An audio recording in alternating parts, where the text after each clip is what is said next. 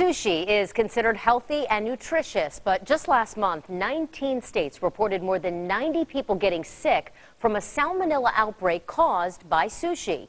While Florida was not one of those states, a special Dirty Dining I-Team investigation looks at dozens of Bay Area sushi restaurants, discovering a pattern of critical violations that could make you sick. You just put it on top of sushi rice and wrap it in seaweed. Michael Chong is taking classes with Chef Kate Wilson at the culinary school inside the Art Institute of Tampa.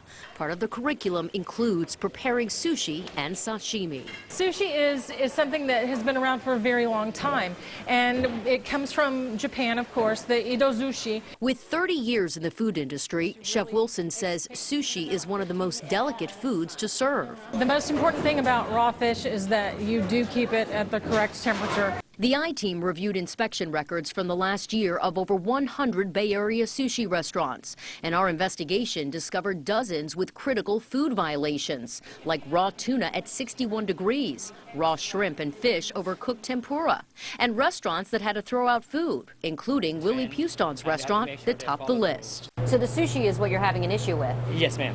Puston has owned many Thai restaurants over the last 20 years, but for the first time, he's serving sushi at Lana Thai and Sushi at 4871 Park Street North in St. Petersburg. This whole sushi thing it's been a challenge for you to get used to serving something you've never served before. Yes, ma'am. But we learn by inspector. Lana Thai and Sushi had 47 critical violations over the last year, many dealing with the temperature of food. In March, inspectors ordered the restaurant to throw out 3 pounds of sushi rice because it was at a hazardous temperature.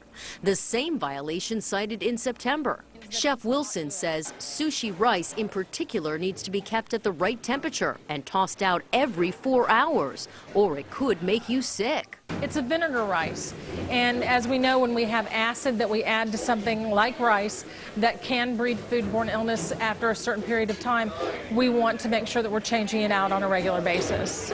Puston took us on a tour to show us the improvements he's made, including fixing his coolers. We don't want this to happen again. So what should you look for before eating sushi? Fish should not smell like fish. Fish should smell like the ocean. And Chef Wilson says the color and texture of the fish can also determine its freshness. If it's slimy, you don't want it. If it's squishy, you don't want it. The skin should be taut, almost taut. It should give a little bit. And don't take it home for leftovers. Sushi should be eaten right away. Once you cut a piece of fish, you've compromised the product. And once you do that, it starts to deteriorate. To see a list of other local sushi restaurants we've discovered with critical violations and to search for the inspection reports of your favorite sushi place, go to our website, abcactionnews.com/dining.